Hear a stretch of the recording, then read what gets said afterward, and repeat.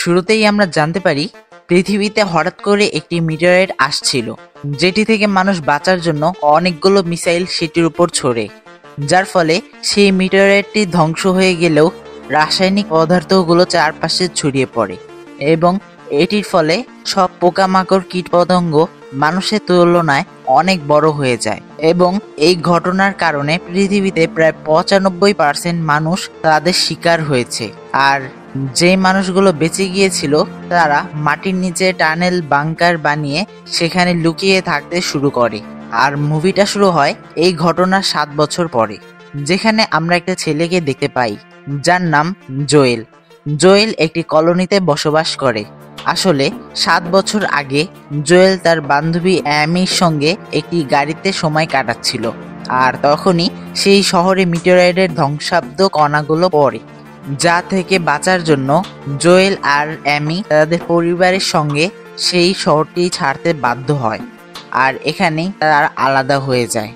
আর যখন জোয়েল তার পরিবারের সঙ্গে শহর ছেড়ে যাচ্ছিল তখনই তাদের গাড়িটি আটকে যায়। ভাগ্যক্রমে জোয়েল গাড়ি থেকে বের হতে পারলেও তার বাবা মা বের হতে পারে না, যার কারণে তার মা তাকে পালাতে বলে। আর তখনই দেখা যায় একটি প্রাণী তাদের গাড়িটিকে পা দিয়ে পিষে ফেলে। চোখের সামনে নিজের বাবা মাকে মারা যেতে দেখে জোয়েল স্তব্ধ হয়ে যায়। আর তখনই কিছু মানুষ তাকে ধরে নিজেদের সঙ্গে নিয়ে যায়। আর গত 7 বছর ধরে জোয়েল তাদের সঙ্গেই বসবাস করে আসছে, আর তার ভেতরে সেই প্রাণীদের নিয়ে ভয় এখনো রয়েছে, তাই তাকে কেউ কলোনির বাইরে যেতে দেয় না। জোয়েল তাদের বাংকারকে পরিষ্কার পরিচ্ছন্ন রাখত। একদিন হঠাৎ করে তাদের বাংকারে একটা পিঁপড়া আক্রমণ করে, আর সেটিকে মারার জন্য 4 জনের একটি টিম তৈরি করা হয়। জোয়েলও চেয়েছিল তাদের সঙ্গে মিলে লড়াই করতে, কিন্তু তারা জোয়েলকে তাদের সঙ্গে নেয় না, কারণ এতে তার প্রাণও যেতে পারে। তারা একটি থাম্বনেল ক্যামেরায় তাদেরকে দেখছিল।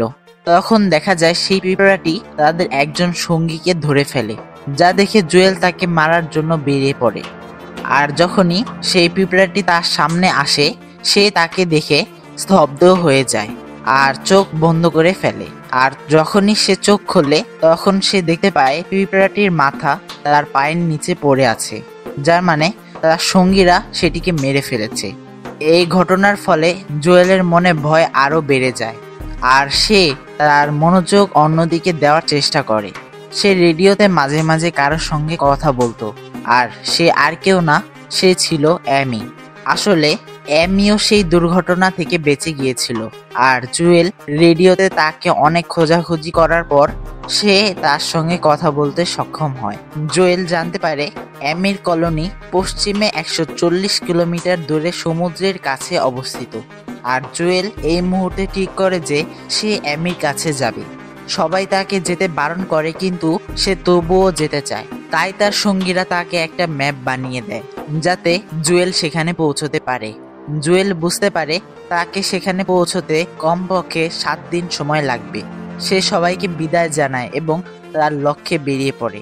বাইরে বের হয়ে জুয়েল 7 বছর পর সূর্যের আলো দেখে, কিন্তু সে ম্যাপ দেখার পর সে বুঝতে পারে না যে সে কোন দিকে যাবে। তারপরে সে ম্যাপকে অনুসরণ না করে সামনের দিকে এগোতে থাকে। সে একটি পুরনো বাড়ি দেখতে পায়, কিন্তু বাড়ির আঙিনায় একটা বড় ব্যাঙ আগে থেকেই ছিল। যখনই ব্যাঙটি তাকে ধরার জন্য জিহ্বা বের করে, আর তখনই জুয়েলকে কিছু একটা ধাক্কা দিয়ে ফেলে দেয়, আর সেটি ছিল একটা কুকুর। আর যখনই ব্যাঙটি জুয়েলকে ধরার চেষ্টা করে তখনই কুকুরটি ব্যাঙটির জিহ্বায় কামড় মেরে দেয়, যার পর সেখান থেকে তারা দুজন পালিয়ে একটি বন্ধ বাসে এসে লুকিয়ে পড়ে। আর এই বাসটি ছিল সেই কুকুরটির থাকার জায়গা। জুয়েল বাসটিতে বয় লেখা দেখে যখন বয় বলে ডাকে তখনই কুকুরটি সতর্ক হয়ে যায়, যা দেখে জুয়েল বুঝতে পারে বয় হলো সেই কুকুরটির নাম। জুয়েল সেখানে একটা লাল কাপড় দেখতে পায়, যেটা ছিল বয়ের মালকিনের কাপড়। জুয়েল সেখানে সেই দিনটি কাটায় এবং পরদিন যখন সে তার পথে বেরিয়ে পড়ে তখন তার পেছন পেছন সেই কুকুরটিও যেতে থাকে। তাই জুয়েল বয়কে ও সেই কাপড়টিকে নিয়ে সামনের দিকে যেতে থাকে। তারা একসাথে খেলাধুলা করে সময় কাটায়, যার কারণে তাদের বন্ধুত্ব বাড়তে থাকে। জুয়েল সেই প্রাণীদের সম্পর্কে যা যা জানছে সেগুলো সে একটি খাতায় লিখে রাখছে। পথে যেতে যেতে জুয়েল হঠাৎ করে একটি গর্তে পড়ে যায়, আর কিছুক্ষণের মধ্যে সে বুঝে যায় যে সে সেখানে একা নয়। আর হঠাৎ করে কিছু রক্তচোষা প্রাণী তার ওপর হামলা করে, আর তখনই একজন ব্যক্তি নিচে রশি ফেলে তাকে বাঁচিয়ে নেয়। এই ব্যক্তির নাম ক্লাইড। তার সঙ্গে 8 বছরের একটি বাচ্চা মেয়ে রয়েছে যার নাম মিনু। তারা গ্রেনেড দিয়ে সেই গর্তটি ধ্বংস করে ফেলে। এখানে তারা দেখতে পায় জুয়েলের সঙ্গে একটা কুকুর রয়েছে।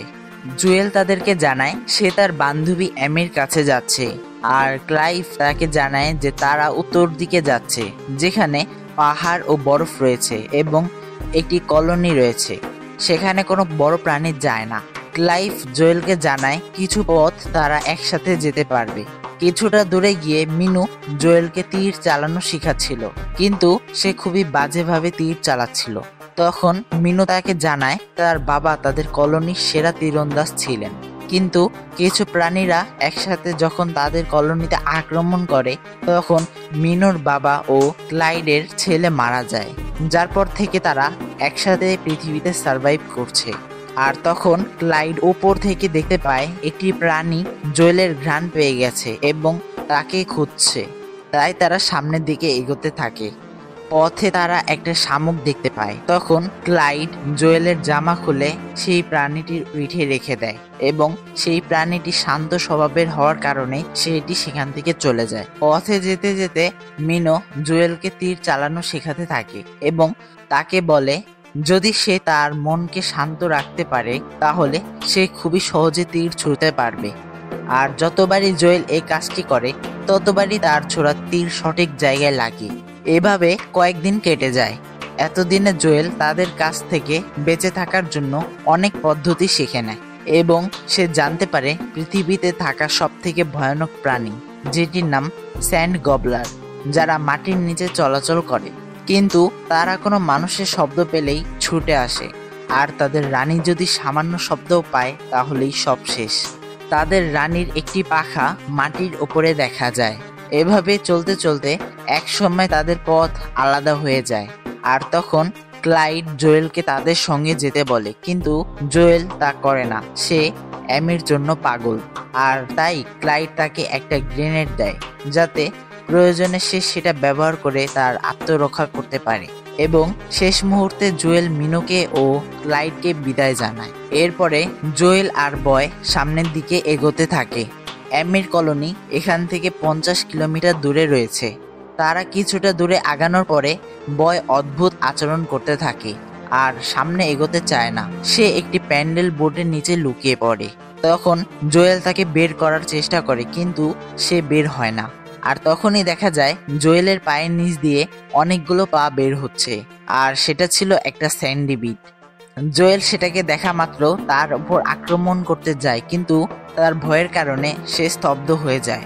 আর তখনই সেই প্রাণীটি জুয়েলকে তার লেজ দিয়ে দূরে ধাক্কা দিয়ে ফেলে দেয় এবং বয়কে ধরার জন্য এগোতে থাকে। আর তখনই দেখা যায় জুয়েলের সামনে তার বাবা মার সেই দৃশ্যটি ফিরে আসে, কিন্তু এইবার জুয়েল ভয়কে কাবু করে এবং সে সেই প্রাণীটির উপর আক্রমণ করে এবং সেটিকে অজ্ঞান করে ফেলে, যা দেখে বয় তার কাছে ছুটে আসে এবং জুয়েল বয়কে আদর করে। এরপরে তারা সামনে এগোতে থাকে। কিছুটা দূরে যাওয়ার পর জুয়েল দেখতে পায় কিছু একটা মাটির নিচ দিয়ে হাঁটাচলা করছে এবং সেটির পাখা মাটির উপরে দেখা যাচ্ছে, যা দেখে জুয়েলের আর বোঝা বাকি থাকে না যে সেটি ছিল স্যান্ড গবলারদের রানী। তাই জুয়েল বয়কে নিয়ে পালাতে থাকে এবং একটি গাছের গোড়ায় লুকিয়ে পড়ে। রানী সেখান দিয়ে খোঁজাখুঁজি করে, কিন্তু তাদের কোনো শব্দ পায় না, তাই সে সেখান থেকে চলে যায়। অন্যদিকে জুয়েলের কাছে যেই লাল কাপড়টি ছিল সেটি বাতাসের কারণে পানিতে পড়ে যায়, যা দেখে বয় পানিতে ঝাঁপ দেয় এবং সেই শব্দ শুনে সেই স্যান্ড গবলারটি তাদের দিকে আসতে থাকে, যার কারণে জুয়েল তার কাছে থাকা গ্রেনেডটি সেই প্রাণীটির উপর ছুঁড়ে মারে এবং সেই গ্রেনেডটি তার পেটে ঢুকে ফেটে যায় এবং জুয়েল পানিতে পড়ে যায়। পানি থেকে ওঠার পরে সে দেখতে পায় তার শরীরে কিছু বিষাক্ত যোগ লেগে আছে, যার কারণে তার শরীর ধীরে ধীরে অবশ হতে শুরু করে। আর এই মুহূর্তে জোয়েল বয়ের ওপর প্রচন্ড রাগারাগি করে, যার কারণে বয় সেখান থেকে পালিয়ে যায়। জোয়েল কোনোভাবে সামনের দিকে এগোতে থাকে, আর যখনই সে পড়ে যাবে তখনই সে অ্যামিকে দেখতে পায়। অ্যামি তাকে ধরে তাদের কলোনিতে নিয়ে আসে। যখন জোয়েল কিছুটা সুস্থ হয় তখন সে জানতে পারে অ্যামি ও তার কলোনির সব লোক এখান থেকে চলে যাবে এবং এই কাজে তাদেরকে সাহায্য করবে একজন জাহাজের ক্যাপ্টেন। এরপরে জোয়েল দেখতে পায় সেখানকার সকল মানুষ বৃদ্ধ হয়ে গেছে। এখানে আমরা জানতে পারি সেই ব্যক্তির নাম ক্যাপ। আসলে সে তাদেরকে এখানে বাঁচাতে আসেনি, বরং লুট করতে এসেছে। তারা আসলে চোর ছিল, আর তারা এভাবে সব কলোনিগুলো লুট করে। তাদের কাছে থাকা বোটটি চালানোর জন্য তারা একটা কাঁকড়াকে আটকে রেখেছে এবং ক্যাপ তার কাছে থাকা রিমোট দিয়ে কাঁকড়াটিকে শক দিয়ে তাকে কন্ট্রোল করে। সে সবাইকে নেশা করিয়ে আটকে রাখে, কিন্তু অ্যামি তার পুরো শক্তি লাগিয়ে বের হয়, সাথে সে জুয়েলকেও মুক্ত করে। এরপর শুরু হয় তাদের মধ্যে লড়াই। অ্যামি যায় সেই তিনজনকে আটকাতে, আর জুয়েল যায় সেই বড় কাঁকড়াটিকে আটকাতে, যাতে সেই কাঁকড়াটি তাদের মানুষদেরকে না খেতে পারে। অ্যামি কোনোভাবে তাদের সঙ্গে লড়াই করে। অন্যদিকে দেখা যায় জুয়েল তার কাছে থাকা রড দিয়ে কাঁকড়াটির ওপর হামলা করে এবং কাঁকড়াটি উল্টে পড়ে যায়। কিন্তু তখনই কাঁকড়াটি উঠে দাঁড়ায় এবং জুয়েলের ওপর আবার আক্রমণ করতে যায়। আর তখনই বয় সেখানে চলে আসে এবং কাঁকড়াটির ওপর ঘেউ ঘেউ করতে থাকে। আর দেখা যায় কাঁকড়াটি কিছুটা শান্ত হয়ে যায়। অন্যদিকে ক্যাপ যখনই এই দৃশ্যটি দেখে ফেলে তখনই সে ডায়না নামের একটি মেয়েকে অর্ডার দেয় বয়কে মেরে ফেলার জন্য, কিন্তু তার সঙ্গে অ্যামি লড়াই করতে থাকে। এর কারণে সে ভুল করে রকেট লঞ্চার দিয়ে কাঁকড়াটির ওপর হামলা করে ফেলে এবং এই সুযোগ পেয়ে তারা বোটে চলে যায়। আর এখন কাঁকড়াটি জোয়েলকে মারার চেষ্টা করছিল, আর তখনই জোয়েল অ্যামির কাছে সেই রকেট লঞ্চারটি চায় এবং সেটা হাতে পাওয়ার সঙ্গে সঙ্গে জোয়েলের একটা কথা মনে পড়ে, যেটা মিনু তাকে বলেছিল যে কোনো প্রাণীর চোখে দেখলে বলা যায় সে ভালো নাকি খারাপ। আর এই মুহূর্তে সে কাঁকড়াটির চোখে দেখতে পায় সেই কাঁকড়াটি কষ্টে রয়েছে এবং তাকে দিয়ে জোর করিয়ে এই কাজটি করা হচ্ছে। তাই জুয়েল তার লঞ্চার দিয়ে সেই প্রাণীটির শিকল ভেঙে ফেলে, আর এখন সে স্বাধীন।